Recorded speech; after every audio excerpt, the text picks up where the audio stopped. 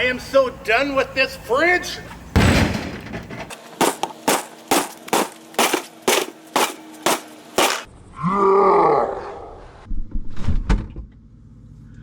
What would it be like to take out your frustrations on the worst RV appliance ever? Good riddance to our old RV refrigerator. And all that frosting up in there.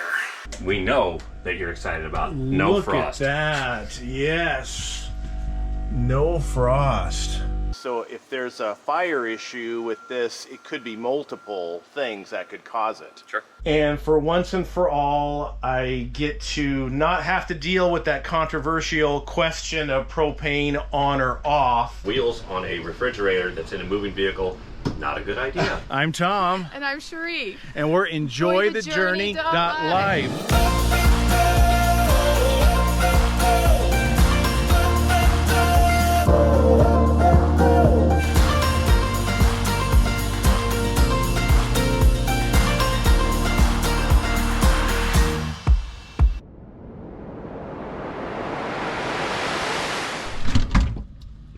Here's Johnny.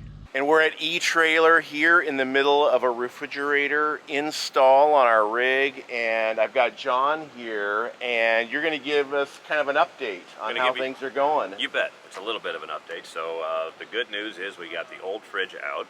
Okay. And we got the new fridge inside your camper, but not where it's supposed to be. Okay, well, let's go take a look. All right. Look at my RV. So we were able to get your fridge right in front of your stove where it's going to be not conducive for cooking. Basically what we're dealing with right now is the refrigerator that we took out is the factory fridge that came with your camper. It's the Norcold. It's powered by propane, AC voltage, and DC voltage. Now a lot of people are switching over to these new units that are 12 volt only because the new solar setups that they have, like you have up on top, is just the way to go. It's less of a headache. There's less things to go wrong. These are lighter weight, and so they just tend to fare better in these campers. So why are we trashing our RV refrigerator? Well, if you've watched our channel over the years, I mean, this is the original refrigerator. It's a combo propane, 12 volt and 120 volts. And there's the issues with propane that we've talked about before, so that's nice not to have that issue. Don't have to deal with propane or the safety issues around that.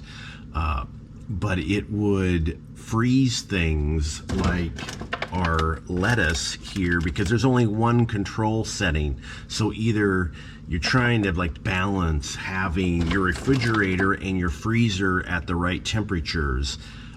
Too cold and it freezes your food, not cold enough, and your food goes bad. In the freezer, we would have lots of freezer burn, but it also wouldn't keep things cold enough. Ice cream would be mushy, hard to make ice. We didn't trust food that had been in there a while, and just really could not save food in it. It was just almost unusable how it was. With that, with the dimensions and everything else that we're dealing with, on this one particularly, this is going to be a little bit narrower than your Norcold fridge. Your Norcold was 36 inches wide. This one's only 32 3/4 of an inch wide. In the height, this one was a little bit taller, so we're going to have to do some trimming around your cabinets here. So okay. We don't know exactly what we're going to do yet. Every time a job like this it comes in, it's really a custom job. It doesn't matter. All these campers are, they all have the floor plans and everything else, but they end up being a custom job if you don't put the exact same unit back in. And that's okay, because these are just challenges that everyone who's going to do this is going to come across. And so we're treating this install and the way that we shoot it as well as, hey, look, we know what we're doing, but we don't know what we're doing. We don't know what we're going to run into. And so our challenges today are going to be to fit this refrigerator in. We have a height issue, and then after that we're going to have a width issue where we need to take up space on the sides of it. The difference between the Norcold and this fridge also, this fridge we're going to have to keep 1 inch of clearance on all sides of it. This fridge loses its heat on the tops and the sides where you're north cold will lose the heat in the back of it. So these are additional challenges. Now for us, that's good. This fridge is already narrower, so we know we have enough space inside to keep this thing working properly. Okay, great. And I know what we'll be doing is putting the full installation video on eTrailer. So Yes. we'll have a link down below in the description, and you guys can check out the full video. So awesome. And I see we've got the doors right here. Yep. Ready to go on. You needed to remove the doors, right? We took them off as a precaution. Number one, anytime that we can remove dimension and weight from a major appliance like this while we're trying to move in a tight space, it's better. So we Okay. took the doors off as a precaution and to make it easier for us to get it in. So yeah, so that, and from there we're going to see. We've already removed the wheels off of this because wheels on a refrigerator that's in a moving vehicle, not a good idea. Right. It's so interesting that they have wheels on it. Do you know why? These are full-size units, so people could use these in other, like if they have a cabin or something like that as well, or even in the house. So these things are meant, most of your refrigerators at home are going to have wheels to make it slide out easier and slide it into position. So it's kind of standard for that. But these were easily removable. So this could be like a great off-grid cabin refrigerator as well. Absolutely. Anything with solar power like this, and you have a battery bank, this is the way to go. Okay. The big issue with the other refrigerator was the frost buildup. Yeah. But then it didn't really freeze very well. Right. At all. Well, and a lot of that, I mean, I'd like to say that this is going to be a shining example of something much, much better, but the fact of the matter is, in a camper like this, the temperature ranges very widely. So unless you're actually keeping it climate controlled in here to the best that this can do, you may end up with that. You know, typically inside of here, the humidity is going to be higher than your house, and the temperature swings are more. So they already have an uphill battle, but the fact that it is frost-free, you're going to at least have less frost or no frost. That sounds good, and I understand the temperature control is separate on this. Yes. Which it was one control on the last. On the Norcold. Yes. Yeah. Yeah, this one here, you can set it individually. I think when you first hook it up, they're going to recommend probably 42 degrees over on the fridge side and 0 degrees on the freezer side. But they do have a function, super freeze, I think, for the fridge, where it will continuously run the compressor. Say if you load it up with groceries. Okay. You know, and the same with the fridge. It has super fridge mode where it's just going to run that compressor. So if you load it with a bunch of warmer food, so you went shopping, and you really want this to cool down quickly, that's one of the features of it. And I think that's neat. Well, that's perfect for campers that are part-time, that are not full-time, that just going to go out on a weekend trip and they don't want to plug it in overnight and wait for it to cool off. That's right. That's right. Yeah. I think the prep time on this, they recommend 4 hours or so. Okay. So it's performed well so far. Great, and like the power usage on the 12 volt is supposed to be pretty efficient. It is more efficient. I don't have the numbers right now, but I can get them for you. But of course, they're going to use the most amperage cooling, to begin with. But to maintain temperature, it's dramatically less than other types of refrigerators out there. These 12 volts are outperforming them. Your solar bank up here is able to keep up and more with just the power requirements for this fridge. So okay. You're in good shape. Okay, awesome. Looking forward to it. We have a whole series of expert videos coming out with eTrailer, so make sure you smash that subscribe button so you catch all of our videos. What are the causes of RV refrigerator fires? So this thing is also very pack heavy, but it's not always an electrical fire. Now Norcold, it's not really, I don't want to sit here and say that Norcold's a bad company. They're not. They're a great company. They make great products, but you have a propane line that comes in down here, and this is going to feed the heat exchanger. And so it's running hot air all the way through this whole thing. And it has to exhaust, it has to vent. And so it's, it's basically like a gas dryer. I mean, Okay. you know, not really, but you do have, you know, you have a flame back here, and then on top of that, you're going to have extra wiring. You're going to have all of that other stuff. So it's not always an electrical fire. These do draw quite a bit of amps. So And they actually have fans back here like do. that. I They do. didn't realize that. they're trying to draw air across these coils and across this heat exchanger here, because that's how it's going to end up cooling. Which Okay. is why you have two vents in your camper on the back slide. You're gonna Right. have, You know, have the them one up, down up here. high and down low. That's right. So it's going to draw Okay. air in and exhaust hot air out. So if there's a fire issue with this, it could be multiple things that could cause it. Sure. Okay. Not just the Not just the flame. compressor. No, not just that either. I mean, but that's always a concern, just like any other gas appliance or propane on your RV. You know, this is one of the things that you always want to check, which is why you have an access panel back there. You want to make sure you don't have leaks. If you smell propane, it could be from multiple sources. Your setup on there actually teed into the propane line for your stove as well, and your range Okay. stove. So, you know, we're going to be capping that off, of course, so you're still going to have functionality of your stove. But yeah, in a way, you're kind of making things a little bit safer too on your RV, just having a 12-volt appliance instead of something that's a little bit more complicated. Wow, John, that looks amazing. Well, it wasn't easy, but I think it's going to be a great option for you. You know, back when I was growing up and you were growing up, our options for being off-grid was either ice in a cooler or the propane fridges like you had in here. And with the advancements in lithium batteries and solar panels, this is the way to go now. And having 12 volt, having a single power source where you can go down the road and know that it's on. You don't have to worry about a flame out on the propane or bugs getting in the flame tube or maintenance on that.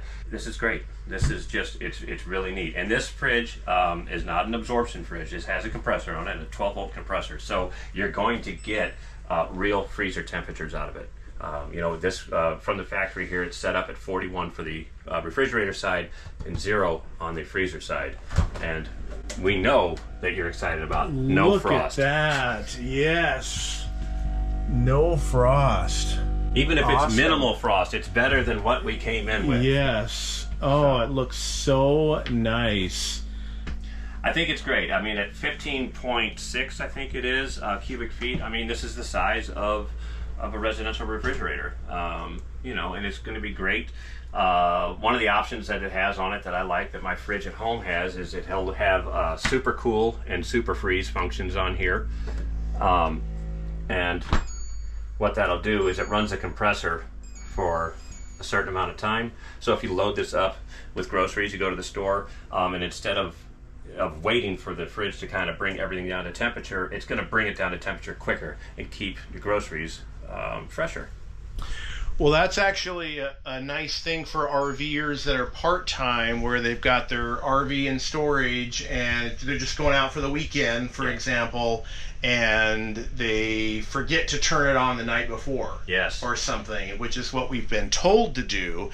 And now you can just basically turn it on, load it up, and You can you're turn ready it to on. go. It will definitely cool much quicker than an absorption fridge. You're right. On those other refrigerators, they recommend overnight. Something like this, you could even go about 4 hours and it'll be at temperature. You know, of course, it's going to vary between humidity and temperature and stuff like that. But this is a true compressor fridge, just like your residential fridge at home. So you're going to get those quicker cool down times. And is that glass on the front? This is glass. So we Wow. have two styles. You got the stainless, and we also have a black glass style. And this is glass, so this is something to think about. It'll hide the fingerprints pretty well, I think, and it's durable, but it is something to think about, having glass like this, or you know, maybe refrigerator or drawers, drawer fronts, and door handles. So it might be something to consider. And do you any idea on the power usage, what kind of a drain this is going to be? So this refrigerator, compared to an absorption fridge, this is going to use more power. Now, you have a great solar setup and a great battery bank. This isn't something you even remotely have to think about. But for this fridge is rated at 20 amps, so it can draw probably up to 19 amps, and that could be startup, that could be trying to cool a warm fridge and stuff like that. The running amps, I don't actually know what they are, but I know that the off-grid power rating on this one from Furrion, they tell you it's 5.3 amp hours at 77 degrees. Okay. So you can kind of do the math on that, and of course that's going to be a baseline. Again, that's going to vary with temperature, humidity, and whether your fridge is loaded up or empty. Something for, especially if you're going to include this in the travel trailer, this doesn't have door locks on it. Now, one of the things that we are looking at doing is putting some baby locks on the top. Jake has a camper and he has a residential refrigerator style, and it seems to work well for him as well. So there are no door locks on here, and that could be kind of scary, especially with a glass front fridge. So if you are looking at something like this, we would want to maybe see about securing it. And any difficulty trimming it out at all? So a lot of difficulty trimming it out. The Norcold that you had in here was 36 inches wide. This comes in right around 33 inches. And what we ended up using was slide trim. And this is going to keep out the drafts and the bugs all the way down. Now, if we, in a perfect world, we could go and get, match this wood up and you could reframe the entire front of the fridge, but we don't have the tools to do that here, and maybe not even the skill to do that here. But we ran this trim down. The important thing is to keep drafts out. So if your camper is cool, we want to keep the cool in and the hot out, and we want to keep the insects out. Behind here, your fridge is living in its own environment. It's open to the outside. That's why you have two vents back there. And so you want the fridge to be able to breathe. And that's what it's doing back there. So the temperature, it's much like an attic. We have our temperature in here, and this is going to be its own temperature back there. As far as dimensions, putting this in here, they recommend 1 inch of space at least, minimum, on the sides and the top.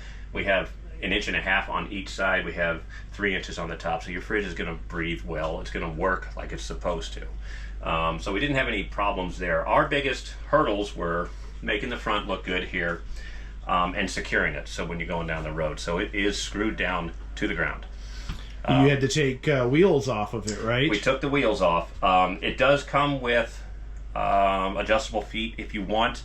We didn't use those. We ended up just screwing it all the way down. They can also, it can be bracketed from the front as well. We didn't have to do that on yours.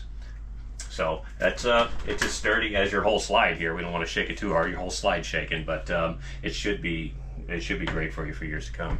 And you did have to rewire it as well. We did. Oh, I'm glad you brought that up. So your Norcold fridge was able to be powered with AC current, your household current, or propane. Now there was also 12 volt lines back there. The 12 volts on the Norcold is only running the peripherals, much like the displays and stuff like that. So the 12 volt lines that were back here, even though the wires looked thick enough, it was not heavy enough to run this refrigerator. So the refrigerator, when we first hooked it up, would start and then it would stop because the power consumption was too much for the lines. So we had too much of a voltage drop. We ended up running 10 gauge wiring, and we ran a dedicated circuit, and we were able to tie into your fuse panel. And so we have a 20 amp right here. We didn't mark it for you yet, but we're going to. And so this will be your fridge fuse. We were able to tap right into your power here. Okay, great. Furrion recommends 10 gauge wiring if it's 15 feet or less. That worked out for us today. If you go over 15 feet, they recommend 8 gauge wiring, which is starting to get pretty heavy, and that can get expensive, so that's something else to think about. And for once and for all, I get to not have to deal with that controversial question of propane on or off for keeping your refrigerator cool, because it's not going to be propane at all. So John, any other safety features with this maybe over the older refrigerator that would make this a better option? You're dealing with 12 volts only, and anytime that you're not dealing with a higher voltage like 120 volts, and being grounded in wet weather or whatever. But when you plug a fridge in, you plug it in, and that's really all you have to worry about. The real thing here is we're talking about the propane, and talking about a propane absorption fridge like the Norcold, where they work great. until they don't. Until, say, bugs get inside of the flame tube and clog it up, or introduce flammable materials into your flame tube, and then you could have a possible fire situation, or a flame out when you're going down the road. If the winds get a little rough and blow in, if it blows the flame out and it doesn't reignite, then you're not cooling. And if you're not cooling, your food's going to go bad. And you don't know it until you stop. And plus, you're not showing up at a gas station with a flame either. That's true. That's usually frowned upon. Right. And it is really quiet, actually. I don't hear anything when the door is closed, but... Oh, and it stopped. Of course, but it's pretty darn quiet.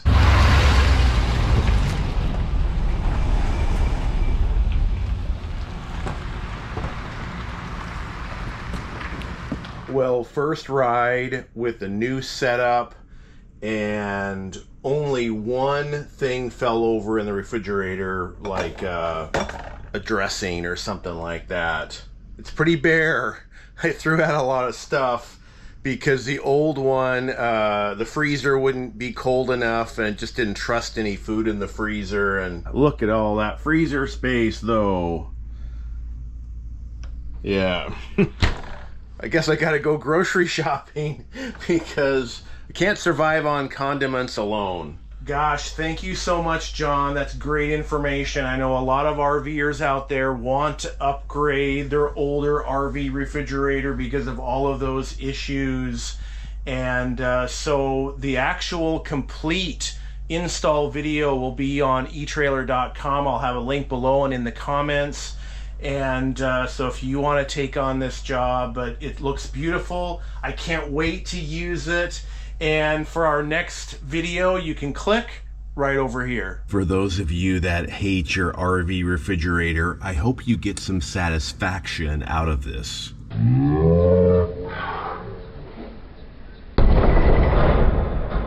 That should not be that fun.